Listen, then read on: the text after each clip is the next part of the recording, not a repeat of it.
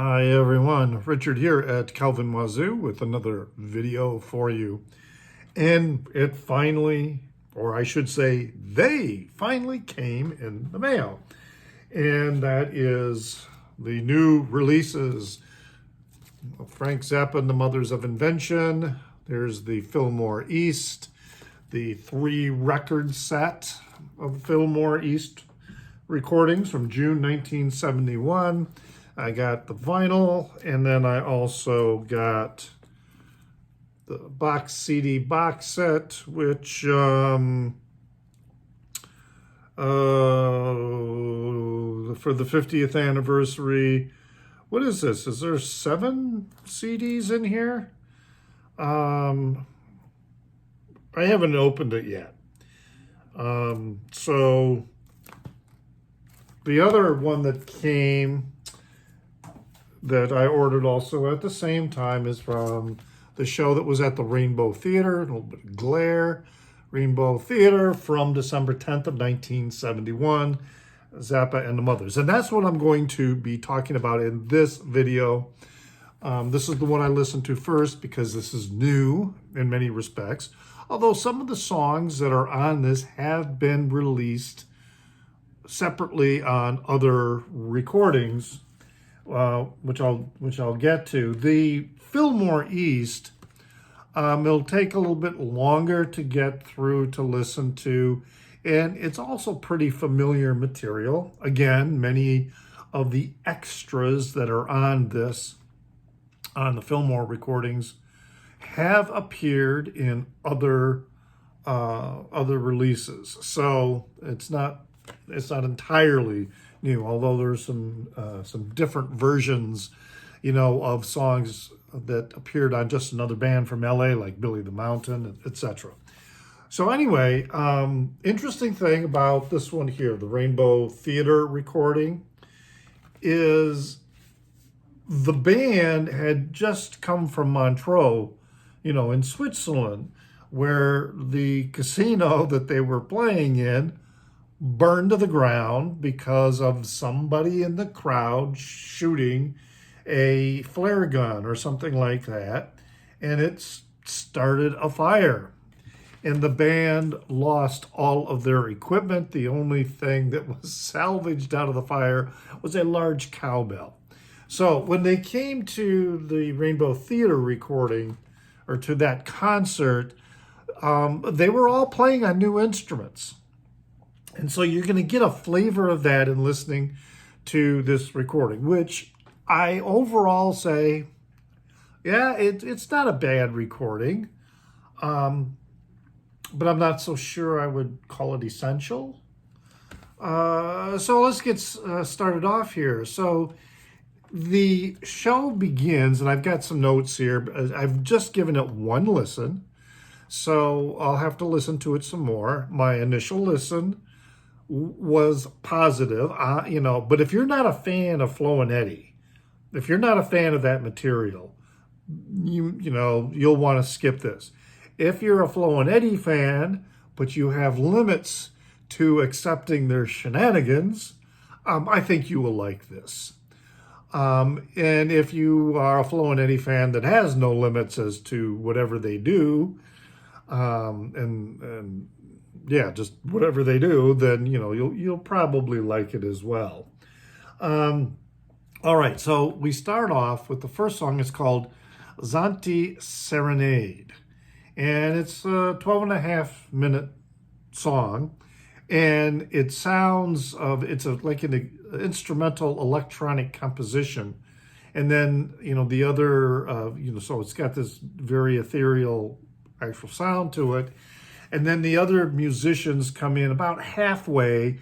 Flo and Eddie start, making some weird vocalizations. Ainsley Dunbar, fantastic drumming.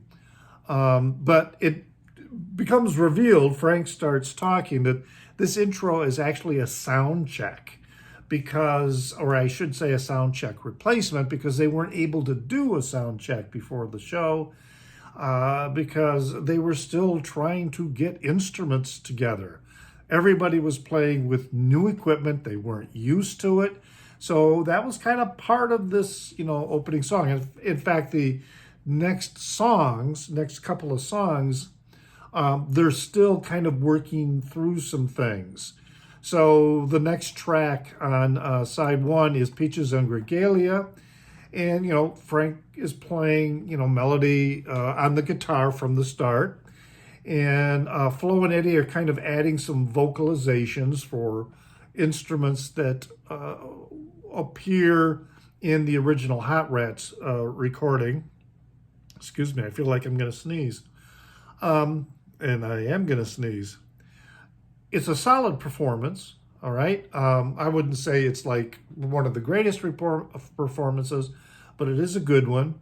And again, there are, comments made. Frank will make a comment that, can we get some more, at the end of songs or even sometimes in the middle, can we get some more drums in the monitor, things like that. So they're kind of working through things. And then side one ends with Tears Begin to Fall, which is a song that initially appeared on the Fillmore recording, Fillmore 71. And so it's Flo and Eddie singing. It's, it's a good, very, pop song kind of thing. Then we go to side two, and we have the sweet sort of Shove It Right In from 200 Motels. And it's a very solid performance. But they're still playing around with monitors and making adjustments. But overall, it sounds pretty good. And then Flo and Eddie's vocals were in really rare form for the falsetto parts. I mean, they were in pretty good form there. Then this next track is called Pain in the Ass. And basically what it is people on stage talking to each other about the situation. And then Frank makes the comment that this is all, as he's talking to the audience, that this is a real pain in the ass to have to deal with this. All right, then the next track is Devon, Once Upon a Time. Now, this is the same recording that you hear on You Can't Do That on Stage Anymore, Volume 1, the sampler. So what you hear there, this is, the show that it comes from the Rainbow Theater show. And then it goes into Devon, Sofa Number 1, which is kind of a little ditty early version of Sofa, as it would eventually appear on One Size Fits All. And then it kind of fades into Eddie, Are You Kidding Me before it ends. So before these two songs begin, Frank is telling the audience, that they're going to go into Eddie, Are You Kidding? But I'm not sure if they did, or if they did, that it was cut from, the final recording. All right, then it goes into side 3, A Pound for a Brown, part 1. This is from Uncle Meat, I'm pretty sure. And it's a solid performance. Now, I'm not sure who's playing organ in the synth, because both Don Preston and Ian Underwood are given credit for playing electronic instruments and synthesizers. My guess is that Don Preston is playing organ, and it's Ian Underwood who is on the synthesizer or other electronic keyboards. Then we get a song, Super Grease, okay, which this section was also eventually released in 1992 or thereabouts on Playground Psychotics. So it's some freeform nonsense with Flo and Eddie rambling, etc. Then they go into Sleeping in a Jar from Uncle Meat, in which, it's either the tail end. Oh, excuse me. Before they go into Sleeping in a Jar, there's Pound for a Brown Part 2. With that resumes, and then Ian Underwood is playing a really amazing alto sax solo in that song. Very good.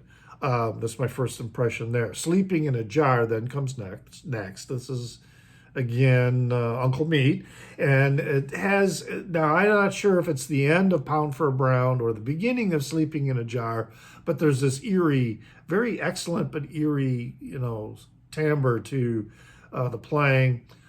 Frank's guitar playing does sound a bit forced, and in the liner notes, and I'll get to some more information about the liner notes, it does mention that the new guitar Frank was using in this show was a Fender Telecaster, which he commented it was a bitch to play.